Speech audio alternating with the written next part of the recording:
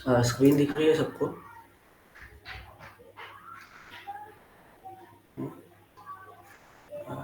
मैं रीजॉइन करता हूँ 1 मिनट।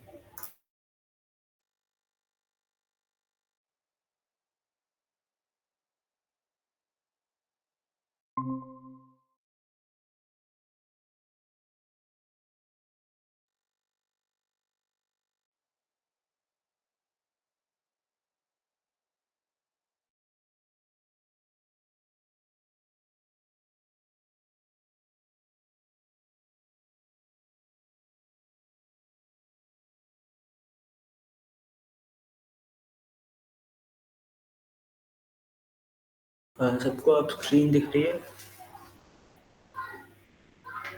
हाँ, okay, finally. Okay, so welcome to day 40। Last day है और 41 पर हम स्टार्ट कर रहे हैं, 7:41 पे। थोड़ा लेट हो गया आज। ठीक है। ओके, सो आज के दिन we are going to go for union find. So union find का एक क्वेश्चन हमने पहले भी देखा है, ठीक है? तो काफ़ी सेम ही चीज़ें होंगी, ठीक है? मतलब कॉन्सेप्ट सेम ही रहेगा, लेकिन इसमें क्या होता है, डिसजॉइंट सेट्स के बारे में मैंने पहले भी बोला था उस क्वेश्चन में, तो हम उसको पहले रिवाइज कर लेंगे और इस बार हम उसको कुछ ऑप्टिमाइज करने की कोशिश करेंगे, ठीक है? बिकॉज यूनियन फाइंड भी एक ऐसा, लाइक जैसे हमने देखा था ना कि ट्राई को करते वक्त देयर आर मल्टीपल वेज की हैश मैप से कर सकते हैं, एरे से कर सकते हैं, बट ऑप्टिमाइज्ड क्या होगा, सूटेबल कैसे देखेंगे, ठीक है? तो ऐसे union find is also a bit depth में होता है, तो आज उसको थोड़ा सा हम कवर करेंगे, ठीक है? ओके,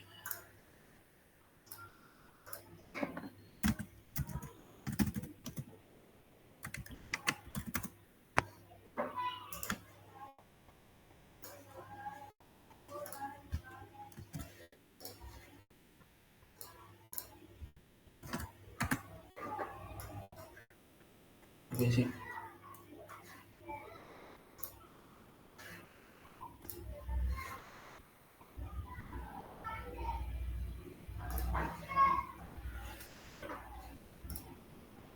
ओके, सो पहले हम डिसजॉइंट सेट्स और यूनियन फाइंड क्यों यूज़ करते हैं वो सब देख लेते हैं। ये होता क्या है, यूनियन फाइंड करता क्या है, जैसे ट्राइस के हमने देखा कि स्ट्रिंग वगैरह पे ही काम होता है। तो डिसजॉइंट सेट्स, जैसे सेट्स कैसे होते हैं, अलग अलग टाइप्स के सेट होते हैं, हम वेन डायग्राम्स वगैरह बनाते हैं ना, तो अपना सेट्स क्या होते थे कि सेट ऐसे चीज़ का बनाते हैं हम जो कि सेम तरीके की कैटेगरी के। तो यूनियन फाइंड में ऐसे सेम कैटेगरी के चीज़ों को हम एक सेट बना देंगे, ठीक है? और अब ये सेट और ये सेट में कोई कनेक्शन नहीं है, तो फिर वो डिसजॉइंट है। ऐसा ही है कि कोई भी सेम एलिमेंट नहीं है दोनों में, कॉमन एलिमेंट नहीं है, तो वो डिसजॉइंट है। अगर कॉमन एलिमेंट है तो हम कैसे बना देते, ऐसे बना देते, यहाँ पर कॉमन एलिमेंट्स में डाल देते। अगर कॉमन एलिमेंट्स नहीं है तो ऐसे बनाएंगे। तो डिसजॉइंट सेट्स वाले प्रॉब्लम पे यूनियन फाइंड लगता है, ठीक है? तो ये पहले आप अपने दिमाग में फिट करो।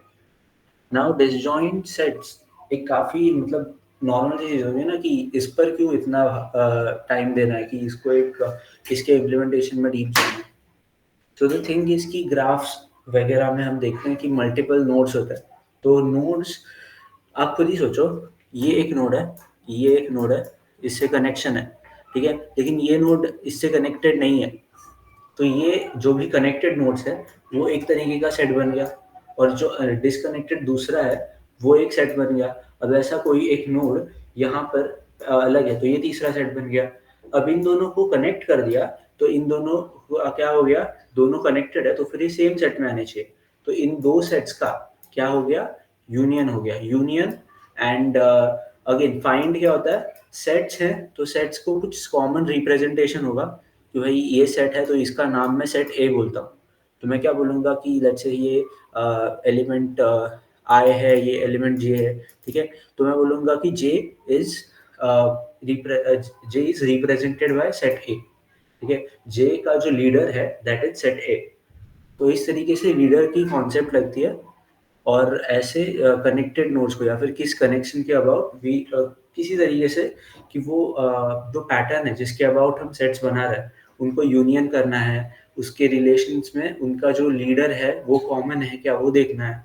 तो कॉमन लीडर है मतलब कि क्या हो गया, आई और जे का अगर कॉमन लीडर है that means they are in same set, अगर कॉमन लीडर नहीं है that means they are in different sets.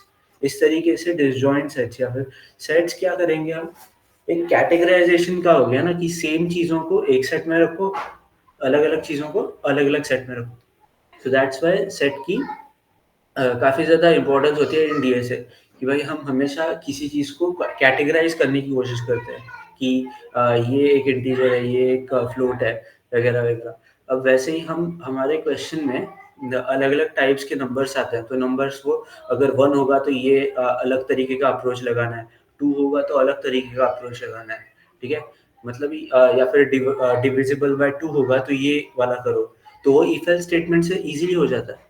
But अगर इफ एल्स स्टेटमेंट से ज्यादा कुछ कॉम्प्लिकेटेड हो तो हम क्या करेंगे, उन चीजों का एक सेट बना देंगे, और अगर एक सेट वाले पर हम एक तरीके का अप्रोच करेंगे, एक तरीके से प्रोसेस करेंगे, दूसरे वाले पर दूसरे तरीके से प्रोसेस करेंगे, तो इस तरीके की भी चीजें होती हैं।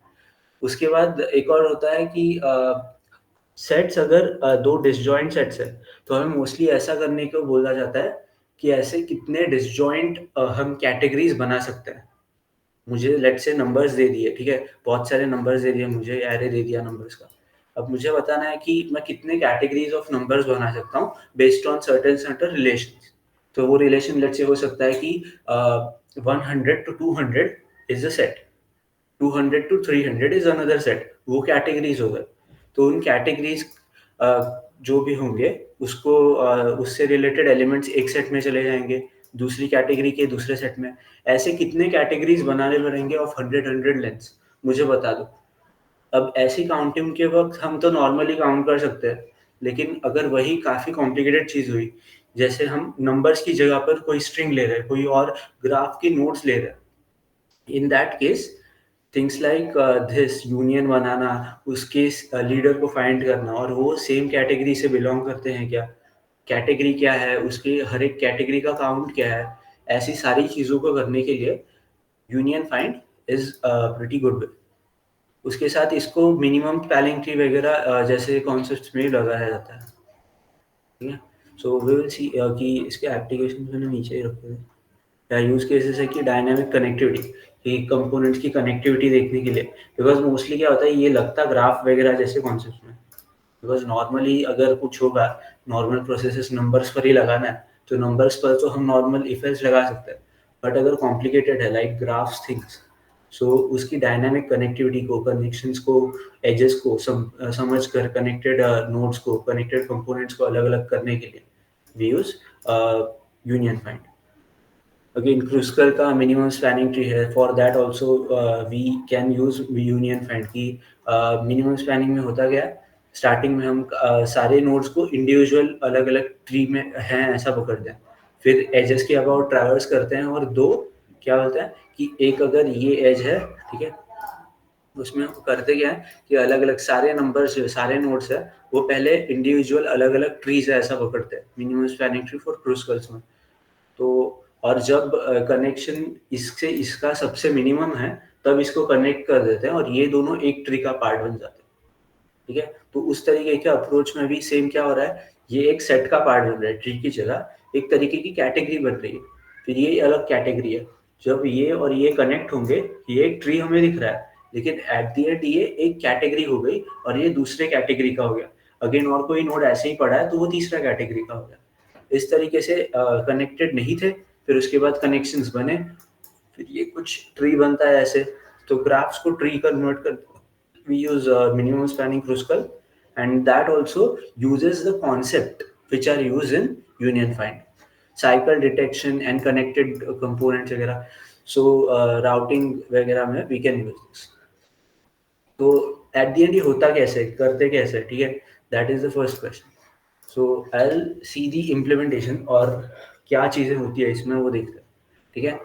अब हमारा आइडिया क्या है वो पहले देखो, हम चीज़ों को कैटेगराइज कर रहे हैं अलग अलग चीज़ों में, अलग अलग सेट्स को, ठीक है। और वो डिसजॉइंट है तो वो अलग सेट्स हैं, अगर वो कोई भी कॉमन एलिमेंट है तो फिर वो एक ही सेट है, और इस तरीके से उनका यूनियन करना है। तो अलग अलग सेट्स, सेट्स के कुछ रिप्रेजेंट हो गए फर्स्ट थिंग तो, सेट ए है, सेट बी है, तो कुछ कुछ रिप्रेजेंटेशन होगा। तो वही रिप्रेजेंटेटिव कौन है एक एलिमेंट का, ये बताने के लिए फाइंड नाम की ऑपरेशन होती है। कि मुझे अगर लेट्स से काफी बड़ा ग्राफ दे दिया, अब उस ग्राफ में से मैंने एक नोड को निकाला, और उस नोड का रिप्रेजेंटेटिव कौन है, उस नोड का जो सेट है वो कौन से सेट से बिलोंग करता है, वो ए सेट से करता है, बी सेट से करता है, ये फाइंड करने के लिए फाइंड ऑपरेशन होता है। एंड यूनियन होता है कि हमें दो अलग अलग सेट्स थे, पहले हमने ऐसे ही दो अलग अलग सेट्स बना दिए, अब मुझे उन दोनों में कुछ रिलेशन मिला, और उसकी वजह से दोनों सेट्स में दोनों सेट्स का यूनियन करके मिक्स करके एक दूसरा सेट बना रहा हूँ। So in this union operation use होता है, merging of two disjoint sets. अब इन तो इस तरीके से डिसजॉइंट सेट्स और यूनियन फाइंड वगैरह इस तरीके से हम इम्प्लीमेंट करेंगे। तो इम्प्लीमेंटेशन होता कैसे है इंटरनली, कैसे होता है that we will see first. तो फर्स्ट क्या है, ऑपरेशंस क्या है अपने डिसजॉइंट, क्या है फाइंड है। फाइंड क्या करता है, task to find the representative of a element, कि मतलब वो उसका जो रिप्रेजेंटेटिव है वो कौन है, ठीक है, वो किस सेट से बिलोंग करता है ये देखने के लिए। Union to make combine two sets and make one, ठीक है। अब इसको किया कैसे जाता है तो वो मैं दिखाता हूँ, ठीक है। यूनियन फाइंड में होता क्या है, आपके पास अलग अलग डाटा होगा और उसका कोई पेरेंट निकालना है। तो डाटा हमें अगर पहले से ही पता है कौन कौन होगा, ठीक है, तो हम करेंगे क्या, हमारे पास लेट से कुछ कुछ ऐसा 5 की साइज का 5 एलिमेंट्स है हमारे पास। अब उन दोनों में कनेक्शन है कि वो सेम सेट के हैं, वो सब देखना है। तो मैं क्या करूँगा, यूनियन फाइंड एक साइज के साथ इनिशियलाइज होता है। क्यों, क्योंकि उसके जो पेरेंट्स है, पेरेंट क्या होगा, अगर नोड जो आई था, जे था, उसके पेरेंट्स कौन थे, इट वाज पेरेंट, उसके पेरेंट था ए, कि वो ए सेट को बिलोंग करता है, ऐसे हमने बोला था। तो उसकी जगह पर पेरेंट हम उसी सेट का, अगर हमारे पास काफी सारे एलिमेंट्स है इन अ सेट, तो एक तो एलिमेंट होगा ही ना उस सेट को बनाने के लिए, ठीक है। तो वो जो भी एक एलिमेंट होगा उसमें मतलब हमारे पास जो भी सारे एलिमेंट्स हैं उनमें से एक कोई निकाल लेंगे और उसको पेरेंट बना देंगे कि ही इज द रिप्रेजेंटेटिव। ऐसे कुछ एज सच उसका इम्पोर्टेंस नहीं है, बट हम अपने इजी ईज के लिए we are making it parent.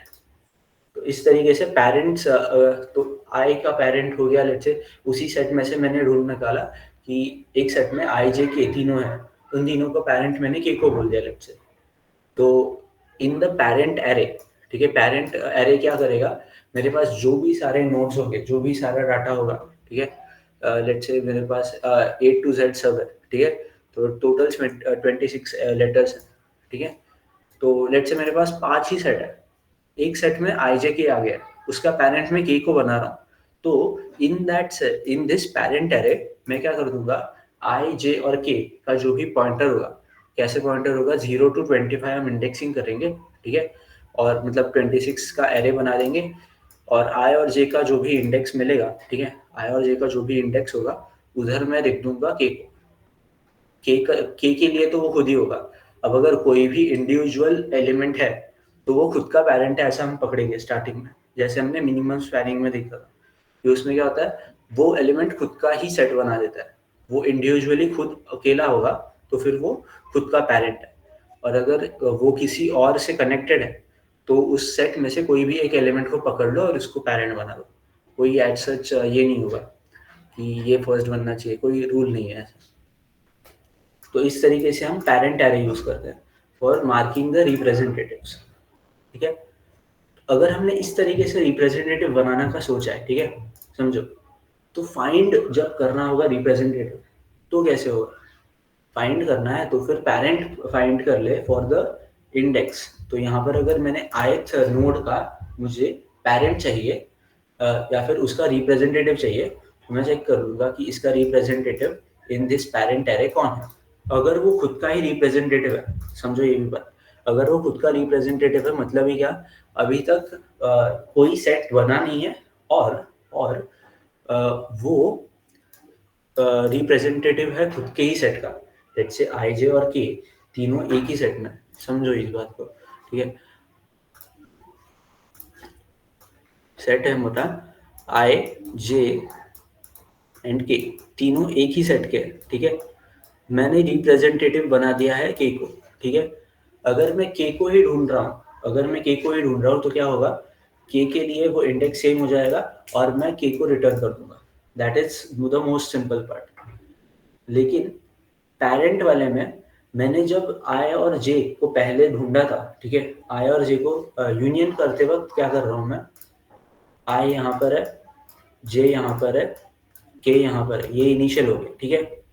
अब ये खुद के ही सेट के रिप्रेजेंटेटिव्स है, तो आई का पॉइंटर आई को ही पॉइंट करेगा, जे का है वो जे ही स्टोर करेगा एज अ पैरेंट, के का है वो के ही स्टोर करेगा। अब मैंने क्या देखा कि आई और जे को ना मैं कनेक्ट करना चाहता हूँ, लेट्स से। तो यूनियन कहता क्या है, जो भी है उनके पेरेंट्स को ढूंढो और उनके पेरेंट्स में से एक का पेरेंट दूसरे को बना दो। मतलब ही क्या, अगर आई और जे को मैं कनेक्ट कर रहा हूँ तो आई को मैं पेरेंट बना दूंगा ऑफ दिस होल सेट, ठीक है। आई और जे का अभी जो सेट बना उसका मैं पेरेंट मैंने आई को बना दिया, तो जे का जो पेरेंट होगा वो भी आई हो जाएगा और आई का पेरेंट आई खुद है। This is how union happens. अब उसके बाद मैंने जे और के, मुझे दिखा क्या कि आई और के को मुझे करना है कनेक्ट। ये मैंने बाद में ढूंढा कि आई और के को भी यूनियन करना चाहिए, ठीक है। तो आई और के यूनियन के लिए मैं क्या करूंगा, सिंपली इन दोनों को कनेक्ट करना है। तो अगेन के का पेरेंट आई को बना दो, सिंपल है ना, के का पेरेंट आई को बना दो। बट इसके वक्त ऐसा कोई मेरा रूल नहीं है कि आई पहले एक बार पेरेंट बन गया है तो उसका ही नाम हर जगह पर यूज करो। ऐसा कोई रूल नहीं है हमारे पास, और हमें याद करने के लिए भी नहीं है कि इसका रिप्रेजेंटेटिव कौन है, उसका रिप्रेजेंटेटिव कौन है। तो इससे बेटर होगा कि तो यहाँ पर हम ऐसा भी बोल सकते हैं कि के और आई को, के को पेरेंट बना दो।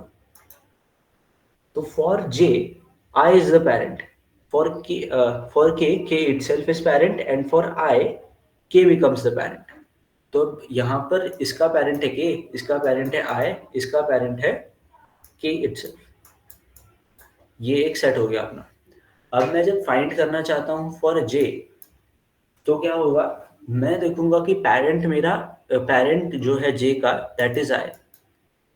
लेकिन अगर वो आई पेरेंट है, इट कुड हैपन कि ऐसे हो गया कि आई और के का मैं रिलेशन बना रहा था, मुझे याद नहीं रहा कि आई वाज द रिप्रेजेंटेटिव और मैंने के को रिप्रेजेंटेटिव बना दिया। अब ऐसे होने के बाद मैं अगर आई को ही एज पेरेंट बोल दूं ऑफ जे, तो क्या हो जाएगा, हम रिप्रेजेंटेटिव जो था मेरा अपने पूरे सेट का रिप्रेजेंटेटिव में के को बनाना चाहता था, उसकी जगह पर मैं आधे इस पार्ट को मैं आई दे रहा हूँ, इसको के दे रहा हूँ, ये सही नहीं है ना।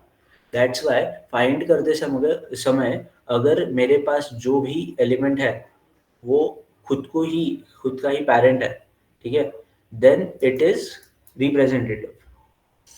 अगर मैं पॉइंट कर रहा हूँ टू समथिंग एल्स, तो मैं उस जगह पर जाऊंगा कि क्या वो सच में रिप्रेजेंटेटिव है, ठीक है। और हाँ, देखा मैंने कि के का भी पेरेंट खुद ही है, मतलब वो खुद का ही रिप्रेजेंटेटिव है, दैट मीन्स वो सही है। लेकिन अगर मैं जे के पास हूँगा तो मैं उसका पेरेंट चेक करूंगा, इसका पेरेंट तो आई है, तो आई के पास जाकर चेक करूंगा कि ये सच में रिप्रेजेंटेटिव है क्या। तो नहीं, आई असल में सच में रिप्रेजेंटेटिव नहीं है, अभी मेरा रिप्रेजेंटेटिव चेंज होके के बन गया है।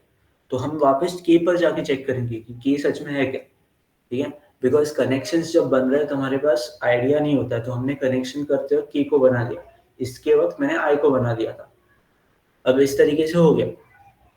तो इस तरीके से ये कनेक्शंस बने, और उसके बाद फाइंड करते वक्त हमें ये एक रिकर्सिव कॉल देना पड़ा, दैट्स वाई कि पहले उसका पेरेंट फाइंड करो, अगर वो खुद का ही पेरेंट है तो फिर वो सही है, ठीक है, that is the final answer.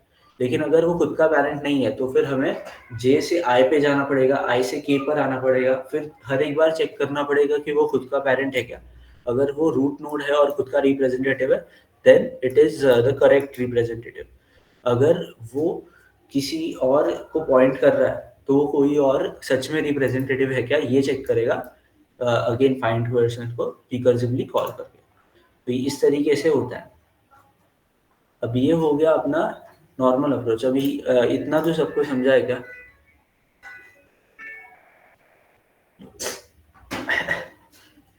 Okay, अब ये हो गया अपना नॉर्मल वाला पार्ट कि फाइंड करना है और यूनियन करना है, तो इस तरीके से करते हैं। फाइंड करते वक्त पेरेंट वो खुद ही है क्या, रूट नोड वो खुद ही है क्या, वो चेक करेंगे और उसको रिटर्न कर देंगे, वरना हम रिकर्सिव कॉल दे देंगे फॉर फाइंडिंग द रिप्रेजेंटेटिव। और यूनियन करते वक्त बस उन दोनों का क्या करना है, जो भी रिप्रेजेंटेटिव फाइंड करना है, और एक का रिप्रेजेंटेटिव दूसरे का रिप्रेजेंटेटिव से स्वैप कर देंगे। तो आई और जे का कनेक्ट करना है, तो फिर इन दोनों में से जो आई का रिप्रेजेंटेटिव है वो जे को भी रिप्रेजेंट करेगा आपसे, and that's how it will get sorted. This is how union find works. अब इसमें ऑप्टिमाइजेशन आते हैं कि भाई ये जो चीज़ था, जैसे हमने ट्राई में भी देखा कि पॉइंटर्स है काफ़ी ज़्यादा, लेकिन हम उस चीज़ को ऑप्टिमाइज कर कैसे कर रहे थे, हैश मैप करके कर रहे थे या फिर एरे करके कर रहे थे। तो वैसे ही यहाँ पर पाथ ऑप्टिमाइजेशन और बाई रैंक ऑप्टिमाइजेशन नाम की चीज़ आती है। This is also good thing to have.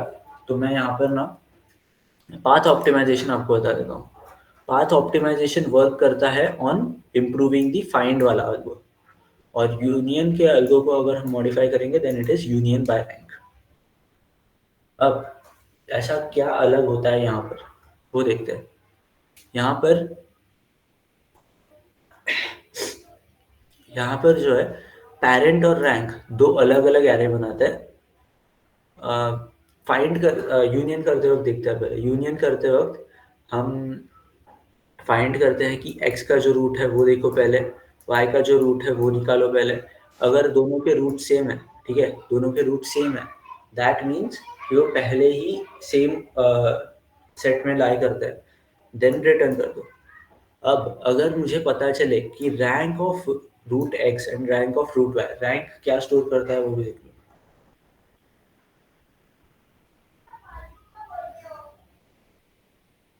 Rank करता है कि हाइट क्या है ऑफ द रिप्रेजेंटेटिव्स, कि मतलब उस सेट में कितने नंबर ऑफ इनपुट्स हैं, ठीक है, कितने नंबर ऑफ इंटीजर्स हैं उस सेट में, या फिर कितने नंबर ऑफ एलिमेंट्स हैं, वो रैंक में आ जाता है। तो जिसकी ज़्यादा रैंक होगी उसके अबाउट हम करेंगे, पेरेंट बनाएंगे। तो हमने अगर पहले ज़्यादा बार y को यूज़ किया है एज पेरेंट, ठीक है, मतलब क्या है, मेरे क्वेश्चन में क्या था कि आई और जे में मैंने पहले आई को बनाया था पेरेंट। अभी मैं आई और के को कनेक्ट करते वक्त मुझे याद नहीं आ रहा था कि भाई पेरेंट कौन है। तो इसको याद करने के लिए मैंने बोल दिया कि रैंक नाम की एक चीज़ निकाली है मैंने। उस रैंक नाम की चीज़ में मैं यूज़ कर रहा हूँ कि उस पेरेंट में कितने उसके ये हैं, कितने उसके एलिमेंट्स है उस सेट में। तो वो याद रख दिया। अब जिसके भी ज़्यादा, जिस भी सेट में ज़्यादा एलिमेंट्स है, आई का सेट में आई और जे दो एलिमेंट्स है, के सेट में एक खुद ही के ही था, तो जिसके भी कम होंगे वो बन जाएगा छोटा, और जो जिसमें जिस सेट में ज़्यादा एलिमेंट्स थे वो रिप्रेजेंटेटिव बन जाएगा। सो आई और जे सेम में है, तो I will become representative and के विल बिकम माइनर। तो के पेरेंट को ऐसे हम चेंज करेंगे, मतलब एक्स रूट को चेंज कर देंगे। अगर उल्टा है तो उल्टा कर दो बस। तो move Y under X because X depth of tree is less, remains less. अब अगर दोनों की ही रैंक सेम है, ठीक है, दोनों की ही रैंक्स अगर सेम है, तो हम कर देंगे। ऐसा भी हो सकता है ना कि आई और जे पहले जब हमने कनेक्ट किए, ऐसा हमें पता ही नहीं है कि अभी तो हमारे पास वन वन था। लेट्स से आई कनेक्टेड है टू ओ, जे कनेक्टेड है टू एम। अभी दोनों का ही है रैंक टू टू। आई और जे दोनों ही यूज हो रहे हैं, तो उनको कनेक्ट करने के लिए वी हैव पेरेंट को ऐसे बना देते हैं, और फिर रैंक जो है जिसका भी हम यूज़ कर रहे हैं उसका रैंक हम बढ़ा देते हैं फॉर नेक्स्ट टाइम। ठीक है, हम जब भी यूज़ करेंगे तब एक्स को यूज़ करो, बिकॉज मैंने एक्स को पेरेंट बनाया। ठीक है, तो मैंने अगर आई, सो आई और जे में मैंने अगर आई को यूज़ कर लिया तो आई की रैंक मैं बढ़ा दूंगा, सो दैट कि नेक्स्ट टाइम जब भी मेरे पास ऑप्शन होगा तब मैं आई को ही बनाऊं, नॉट टू जे। ठीक है, तो इस तरीके का ये क्वेश्चन ऑप्टिमाइजेशन है। अब इसको थोड़ा अच्छे से क्वेश्चंस की तरह से देखते हैं। ठीक है, क्वेश्चंस में से देखना बिकॉज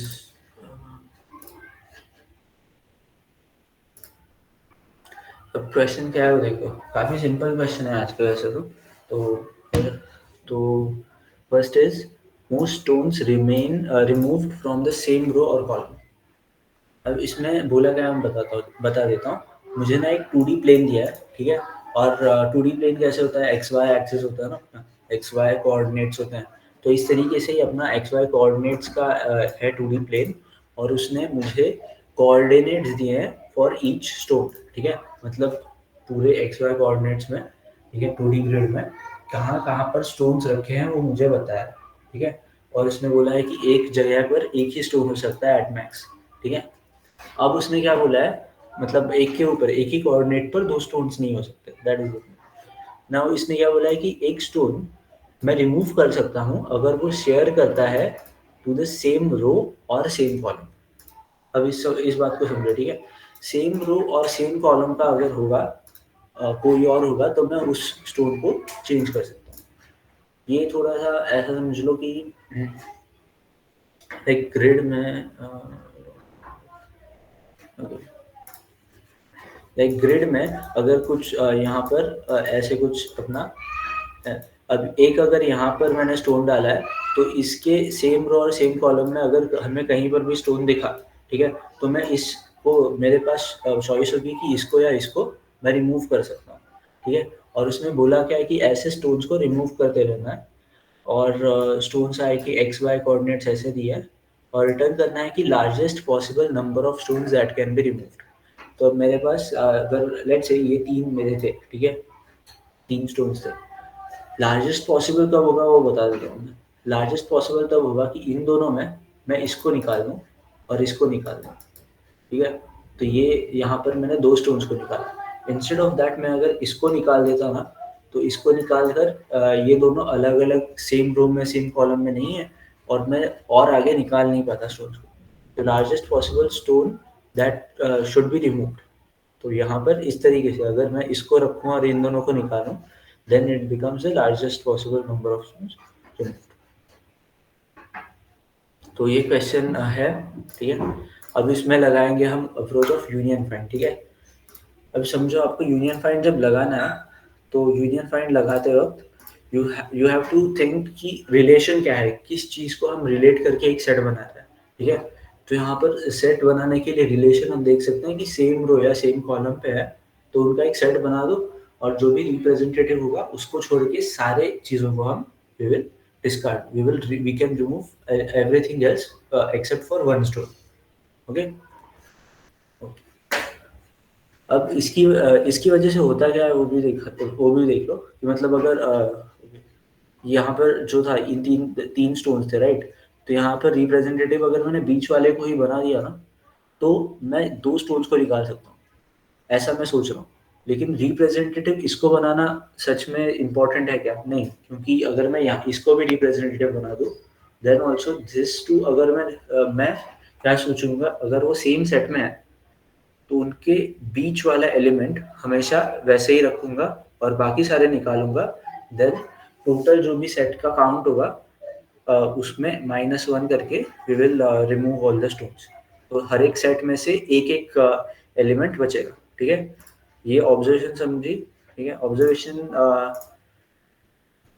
क्या है देखो, कि ग्राफ रिप्रेजेंटेशन करेंगे इस चीज का, और कनेक्टेड नोड्स के यूनियंस कर देंगे, और यूनियन फाइंड करके अब अप्रोच क्या होगी कि टोटल नंबर ऑफ स्टोन्स में से हमें रिमूव करना है कनेक्टेड स्टोन्स को, ठीक है, कनेक्टेड कंपोनेंट्स को, और उतना रिमूव करके we will get the final answer.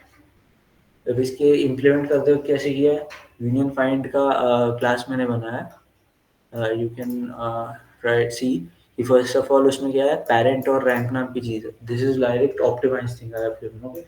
सो ये ऑप्टिमाइज कैसे है, पेरेंट और रैंक का मैंने एरे दिया है, और काउंट का ये रखा है कि इतने काउंट्स हो गए फॉर मेकिंग, ठीक है। अब अब पेरेंट भी सेम साइज का, साइज के अबाउट हम इनिशियलाइज करेंगे, और तब उतने वैल्यूज में पेरेंट की स्टार्टिंग इनिशियल जो वैल्यू होगी वो खुद का ही पेरेंट होगा ना, तो उसके हिसाब से मैंने ऐसे रखा है कि वो खुद का पेरेंट बना दो, ठीक है। ये बस फॉर लूप वही कर रहा है कि ith पोजीशन की वैल्यू आई कर दे रहा है, so that parent it is a parent of itself, वरना इनिशियलाइज तो एट 0 होता है ना। That is just one thing. Find करते वक्त क्या करेंगे, अगर वो खुद का पेरेंट नहीं है, ठीक है, अगर वो खुद का पेरेंट नहीं है तो पाथ कंप्रेशन में होता क्या है, खुद का पेरेंट नहीं है ना, तो उसका पेरेंट ढूंढो, ठीक है, उसका पेरेंट ढूंढो और उस पेरेंट की जगह पर लगा दो, ठीक है, ताकि मुझे नेक्स्ट टाइम में जब मुझे ढूंढना पड़े ना, ठीक है, तब मुझे वापस ये वाली कंडीशन है वो हिट हो जाए और मैं रिटर्न कर जाऊँ डायरेक्ट, ठीक है। ये कंडीशन कब हो रही है कि वो आई और जे में अगर के और जे आर इनडायरेक्टली कनेक्टेड, जे की वैल्यू थी एज पेरेंट ऑफ आई, जे का पेरेंट था आई और आई का पेरेंट था के, ऐसे इनडायरेक्ट अप्रोचेस के बजाय अगर मुझे जे का फाइंड करना है पेरेंट, तो मैं पहले फाइंड कर लूंगा कि रूट में कौन है एकदम। तो जे से मैं आई पे गया, आई से के पे गया, के इज दी फाइनल रूट, तो वो वाला के का वैल्यू मैं रिप्लेस करवा दूंगा एज पेरेंट। तो पहले जो आई पेरेंट था जे का, अभी वो डायरेक्टली के हो जाएगा। सो इसके पेरेंट्स ऐसे नेक्स्ट टाइम जब मैं कॉल करूंगा तब मुझे ईज पड़ेगा, ठीक है, इजीली मैं समझ जाऊंगा कि पेरेंट कौन। तो this is called path compression.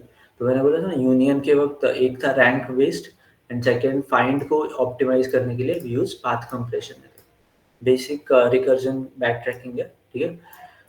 And second is union. Union के वक्त क्या कर रहा है, एक्स और वाई का फाइंड कर रहे हैं पेरेंट कौन है, ठीक है।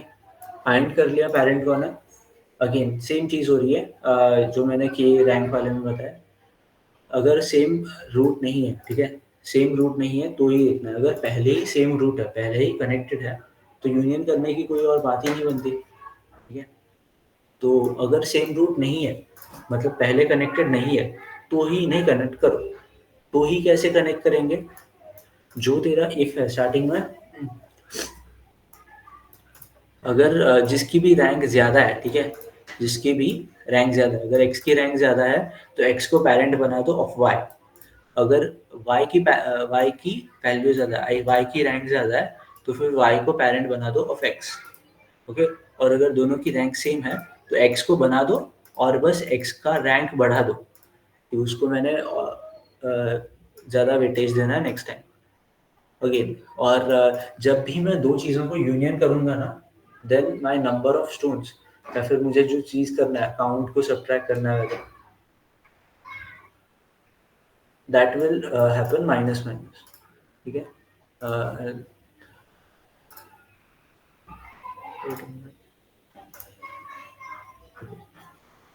कोड सही नहीं है बस।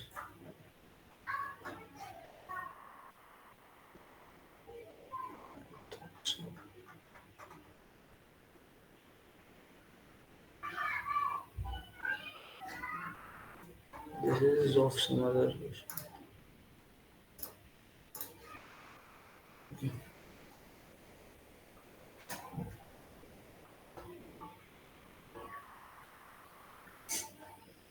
ओके, तो वो यूनियन फाइंड का अप्रोच था। यहाँ पर हमने क्या किया है, we have used hash map thing, ठीक है। हैश मैप कैसे करेंगे, पेरेंट, एक का पेरेंट ये है तो इसका पेरेंट, तो की वैल्यू में याद रखेंगे कि आई का पेरेंट इज के, तो I is the key, parent is K, so value हो गई के, पेरेंट वैल्यू में चेक करेंगे। उसके बाद काउंट कर रहे हैं कि कितनी हमारी यूनियंस हो रही है, तो जितने यूनियंस होंगे उससे हमारा, मतलब ए और बी को अगर हमने यूनियन कर दिया तो हमारा जो टोटल नंबर ऑफ सेट्स थे वो एक से कम हो गया, बिकॉज दो सेट्स थे उनको यूनियन किया, एक सेट बना, तो एक सेट कम हो गया एज अ होल। तो उसको काउंट करने के लिए वी यूज काउंट। फाइंड करने के लिए अगेन सेम है, अगर वो एब्सेंट है, ठीक है, अगर मैंने अभी तक एक्स को डाला ही नहीं है, एक्स नोड पता था, मुझे पता ही नहीं था एक्स नाम का नोड है, तो उसको मैं बस बनाऊंगा, ठीक है, उसको खुद का पेरेंट बना देना है और बस रिटर्न काउंट प्लस प्लस कर देना है, ठीक है। वरना चेक करूंगा कि वो खुद का पेरेंट है क्या, खुद का पेरेंट नहीं है तो फिर पाथ कंप्रेशन लगा, अगर खुद पेरेंट हो गया है काउंट करके तो उसको रिटर्न कर दो, ठीक है। पेरेंट अगर निकाल कर हो गया तो रिटर्न कर दो। और यहाँ पर वही सेम चीज़ है कि यूनियन कर वक़्त यहाँ पर मैंने यूनियन का अप्रोच ऑप्टिमाइज़ नहीं किया। So you can try it also. I have not used rank based. Then get count क्या है, बस जो भी काउंट हो रहा है, कितने मर्ज किए मैंने, वो यूनियन करने वाले काउंट, सॉरी, यूनियन कर रहा हूँ तब काउंट को एक से कम कर रहा हूँ, और जब भी एक नया एलिमेंट ऐड हो रहा है, तो नया एलिमेंट ऐड करते वक्त आई एम यूजिंग नया एलिमेंट ऐड करते वक्त I am increasing the counter. ठीक है, तो कितने नंबर ऑफ इंडिविजुअल सेट्स हैं, उनका काउंट है as in the get count, और उसको रिटर्न करवाना है। तो ऐसे ही बस क्या करेंगे, हम यूनियन फाइंड को इनिशियलाइज करेंगे, सारे जो भी स्टोन्स है उनको डाल देंगे अंदर। ठीक है, सारे स्टोन्स को हमने डाल दिया अंदर, तो मुझे क्या मिलेगा, मुझे मिलेगा कि इसका पेरेंट वो है, उसका पेरेंट वो है। और कैसे मिलेगा, कनेक्शंस के हिसाब से, कि अगर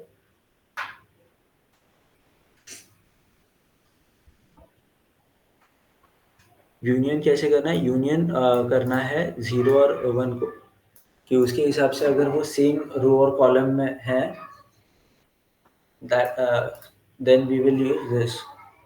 और उसके बाद रिटर्न कर देना है total number of stones minus union find का जो भी काउंट हम ले रहे हैं।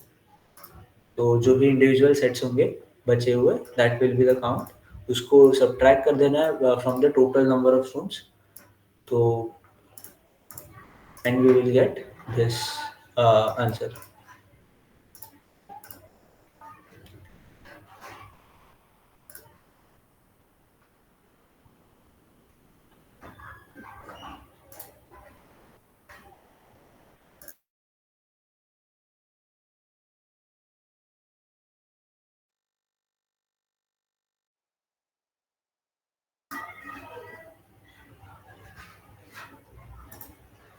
Okay,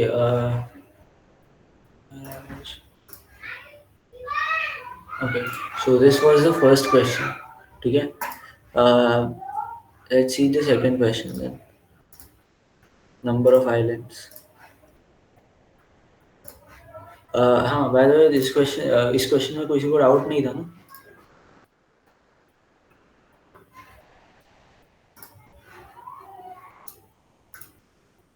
okay, sorry,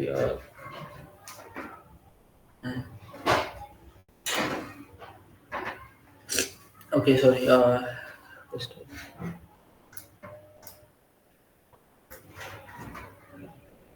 okay, so number of islands is the second question. इसमें क्या करना है, आइलैंड्स को काउंट करना है।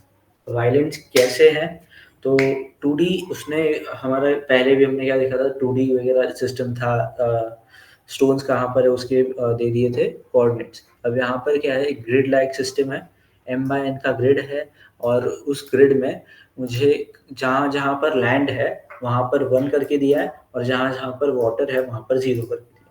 ठीक है, प्रीटी सिंपल। अब इसमें मुझे क्या करना है, अगर कोई भी हॉरिजॉन्टली या वर्टिकली कनेक्टेड है, ठीक है, दो लैंड अगर हॉरिजॉन्टली या वर्टिकली कनेक्टेड है, then they are connected as a island. ठीक है, they are part of the same island. So ये सारे जो भी वन है, ये सेम आइलैंड के, ये भी एक सेम आइलैंड का हो गया। ये पूरा का पूरा जो है, इधर ये तीनों वंश, ये तीनों वंश, ठीक है, ये सारे, ये पूरे के पूरे एक आइलैंड के हो गए, और ये बाकी सारा इसका पानी है आजू बाजू का। तो हमें क्या बताना है, assume all the four edges are surrounded by water। ठीक है, तो ऐसे करना क्या है, ये जो ये यहाँ पर से यहाँ पर डायरेक्ट कनेक्शन नहीं है ऐसे। ठीक है, यही बोल रहा है कि सराउंडेड बाय वाटर, ऐसे पकड़ के। अब उसने क्या बोला है कि मुझे नंबर ऑफ आइलैंड्स फाइंड करके बताना है। तो ये एक आइलैंड हो गया, और बाकी कोई आइलैंड मुझे दिख नहीं रहा है, तो वो मैंने काउंट कर लिया एज 1, और उसको रिटर्न कर दिया। That's the question. ठीक है, यहाँ पर भी सेम, यहाँ पर ग्रिड कैसा है, यहाँ पर कनेक्टेड कौन कौन है, देखो ये दोनों कनेक्टेड है, हाँ ये भी कनेक्टेड है, वर्टिकली भी चलता है ना, तो ये तो 4 कनेक्टेड हुए। ठीक है, उसके बाद आजू बाजू में और कोई कनेक्शंस नहीं है, ये कैसा है, क्रॉस कनेक्टेड है ना, तो हम ऐसे डायगोनली नहीं जाते। ठीक है, हमें वर्टिकल या हॉरिजॉन्टल देखना, तो ये दोनों कनेक्टेड नहीं होगा, ये वन कनेक्टेड नहीं। इसका और कोई कनेक्शन है क्या? नहीं, इसका भी और कोई कनेक्शन नहीं। यहाँ पर ये डायगोनली है लेकिन नहीं चलेगा। ये दोनों वंस अलग है, तो ये दोनों एक अलग आइलैंड हो गए। तो कितने हमारे पास आइलैंड हो गए? This is one, this is two, and these four are making another island. So 3 islands हो गए। I will return 3। ठीक है। अब इसमें union find is one of the ways to go for. ठीक है। But there is a simpler वे।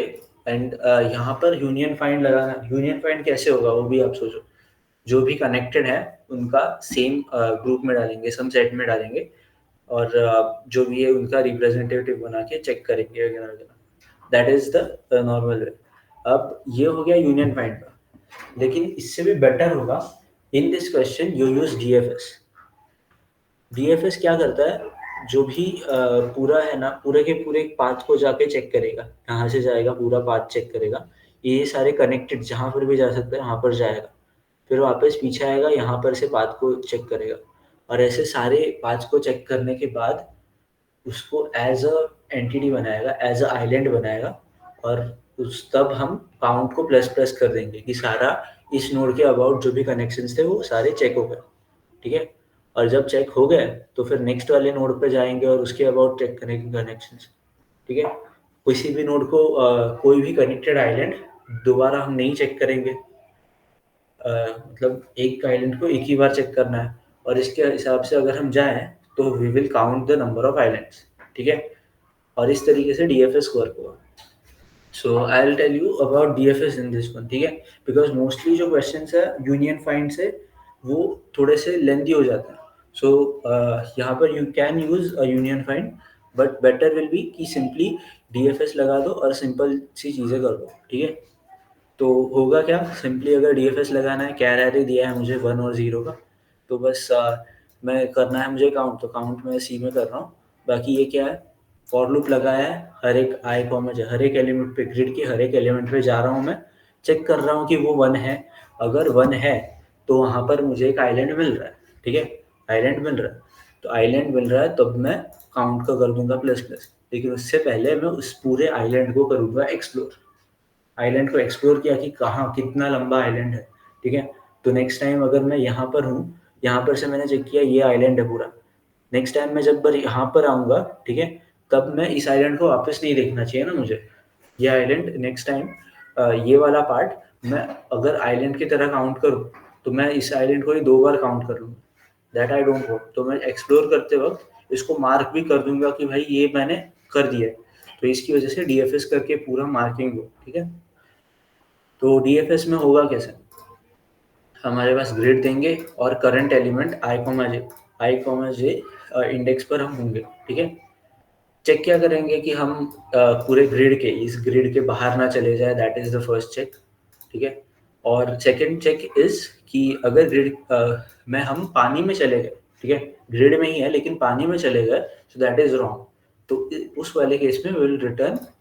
बाकी सारे केस में we will, what we will do is, अब इसको मैं यहाँ पर मैं आ गया, ठीक है, एक बार मैं आ गया, नेक्स्ट टाइम मैं इससे यहाँ पर जा रहा हूँ, इधर से जब 5 में देखूंगा तब मैं वापस पीछे नहीं जाना चाहिए मुझे। ठीक है। दैट्स वाई मैं पीछे ना जाने के लिए मैं उसको अभी 0 कर दूंगा।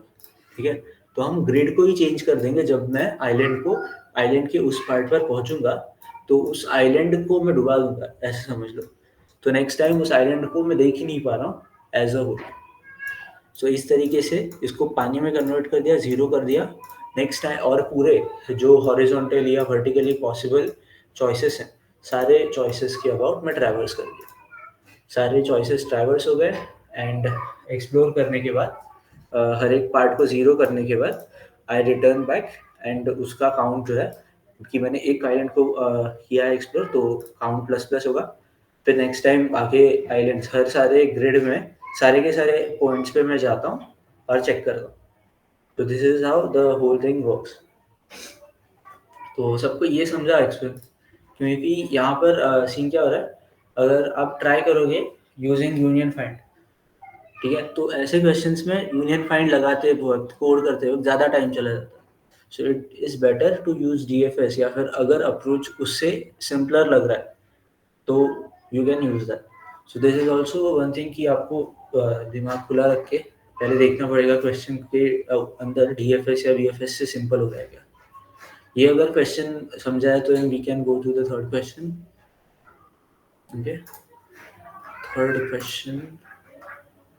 नाउ यहाँ पर union find you can apply, you can also apply queue based BFS। Okay, I have given I guess in this solution post, you can check it. इस सब के आसपास ऐसे कुछ time complexity and space complexity का same ही है सब कुछ मोस्टली। लेकिन अगर हम देखेंगे रन करके ना कोड्स, तो बेटर होगा कि DFS या फिर BFS बेटर है compare to union find, because space and all is not well utilized here. आपको इसके लिए ज़्यादा कोड लिखना पड़ेगा। Now next question is again number of provinces. This is also similar, ठीक है, दिस इज ऑल्सो सिमिलर, लेकिन ये थोड़ा ज़्यादा ग्राफी टाइप का है। ग्राफी टाइप का क्यों है ज़्यादा? क्योंकि इसका इनपुट थोड़ा सा वैसा है, ठीक है। इनपुट कैसा है वो देखते हैं। इसमें बोल क्या रहा है कि बस नोड्स दिए हैं, और नोड्स अगर कनेक्टेड हैं तो वो एक प्रोविंस है, ठीक है। तो अगर ये दोनों सेटेड, जैसे समझो समझो कि Nagpur and Nashik and Mumbai are connected to each other, they are in the same state, so they are connected। अगर वहीं पर we want to go to Hyderabad, then this is not a part of same state, then we have to do कि वो connected नहीं है, then we have to count it as other province, ठीक है। अब ऐसे तो रोड्स कनेक्टेड है, but think of it as अगर स्टेट्स अगर अलग अलग है, then they are not connected. और you can say India is not connected directly to Nepal. So अगर वो उनके अगर सिटीज अलग अलग हो सकते हैं, नंबर ऑफ नोड्स अलग अलग हो सकते हैं। इंडिया के अंदर नंबर ऑफ सिटीज अलग है, नेपाल के अंदर नंबर ऑफ सिटीज अलग है, लेकिन वो एक दूसरे से डायरेक्टली कनेक्टेड नहीं है, देन इट इज दिस। तो एक सिटी दूसरे से कनेक्टेड है, then it is part of the same province. दूसरा सिटी इन दोनों से कनेक्टेड नहीं है, so this is a different city. But अगर वो इंडिविजुअल सिटी भी है, then also we will call it as province, ठीक है। तो ऐसे ये हो गया एक प्रोविंस, ये दूसरा प्रोविंस, तो टोटल प्रोविंस हो गया 2। इस तरीके से हमें काउंट्स तो देना है। Here there are 3 different province, 3 different. तो इसमें सेम ही चीज़ है। आप यूनियन फाइंड करो, यूनियन बनाओ सेम कनेक्टेड चीज़ों का यूनियन बना के कनेक्टेड नोड्स का काउंट करो कि कितने टोटल सेट्स बनते हैं एट द एंड। यहाँ पर ये दोनों सेम सेट में चले जाते हैं, ये एक अलग सेट है। So number of sets is equal to number of province. So this is like the most simplest or most like main union find का अप्रोच लगाना है तो ऐसे क्वेश्चंस पे लगाना है, ठीक है। तो ओके,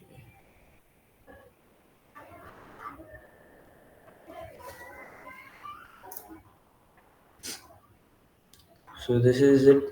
यहाँ पर बस बेसिक हमने क्या किया है, यूनियन फाइंड का रैंक बेस्ड वाला जो था, रैंक और पाथ था, यूटिलाइजेशन, ठीक है, पाथ कंप्रेशन किया है। और यहाँ पर ये क्या किया, यूनियन बाय रैंक किया, ठीक है, यूनियन बाय रैंक किया।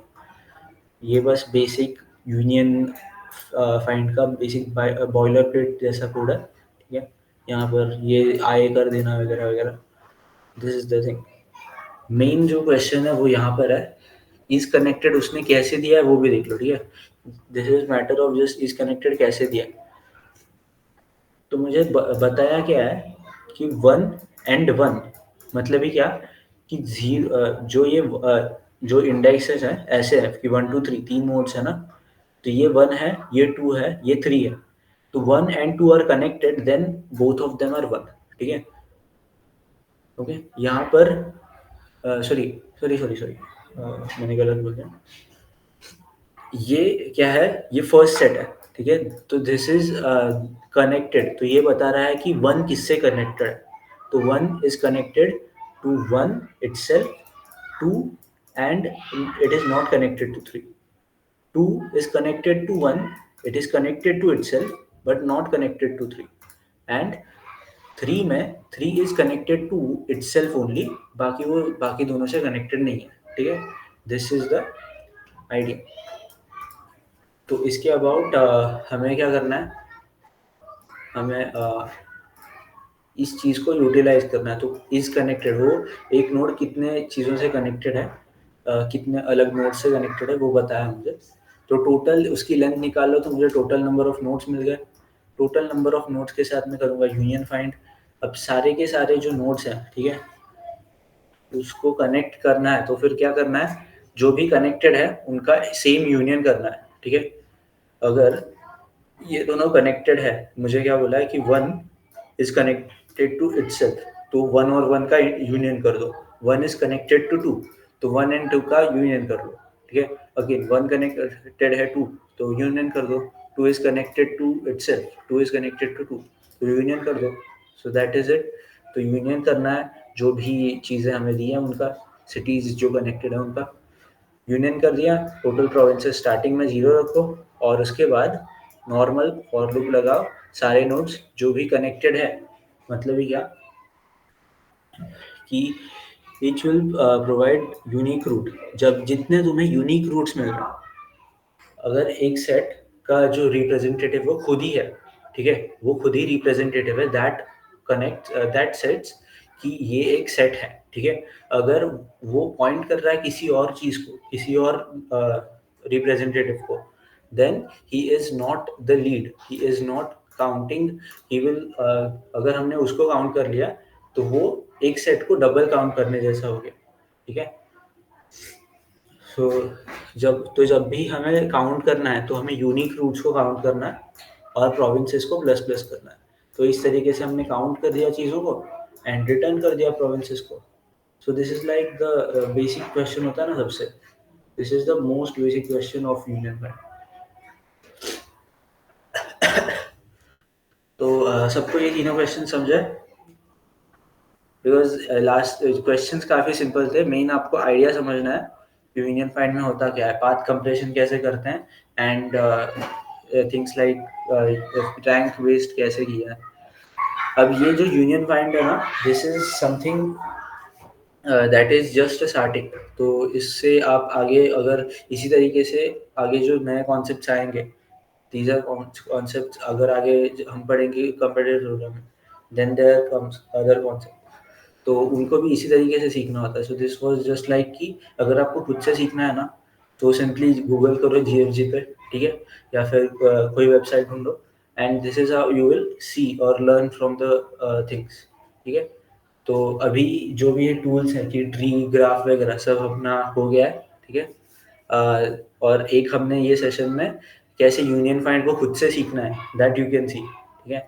कि अगर आपको पता नहीं है at the end, then also Google करो जीएफजी पे, you have W3, you can learn also, okay. So और काफ़ी सिंपल क्वेश्चन लेकर खुद को स्टार्ट करो, ठीक है। आज हमने तीनों जो क्वेश्चन लिए काफ़ी सिंपल थे। This is how you also start. तो ऐसे हमें अगर आप गूगल करोगे basic questions of union find, तो आपको मिल जाएंगे ये क्वेश्चन। तो ऐसे क्वेश्चन के साथ स्टार्ट करना है, फिर धीरे धीरे बिल्ड करना है। सो या दिस वाज द सेशन। तो for now we can conclude for day 40। अगर किसी को और किसी क्वेश्चन में डाउट है, या फिर टोटल डीएसए में, या कैसे आगे कम्पिटिटिव प्रोग्रामिंग या फिर डीएसए को और कैसे बेटर करना है, then we will have a session tomorrow, ठीक है। In that session we will talk about कि बेसिकली आपको कोई क्वेश्चंस होंगे, क्वेरीज होगी कि आपको पास डिसाइड करना है खुद का, देन या ज़रूर आना, ओके। बाकी जयेश, तुझे कुछ बोलना है? नहीं नहीं, वी कैन एंड।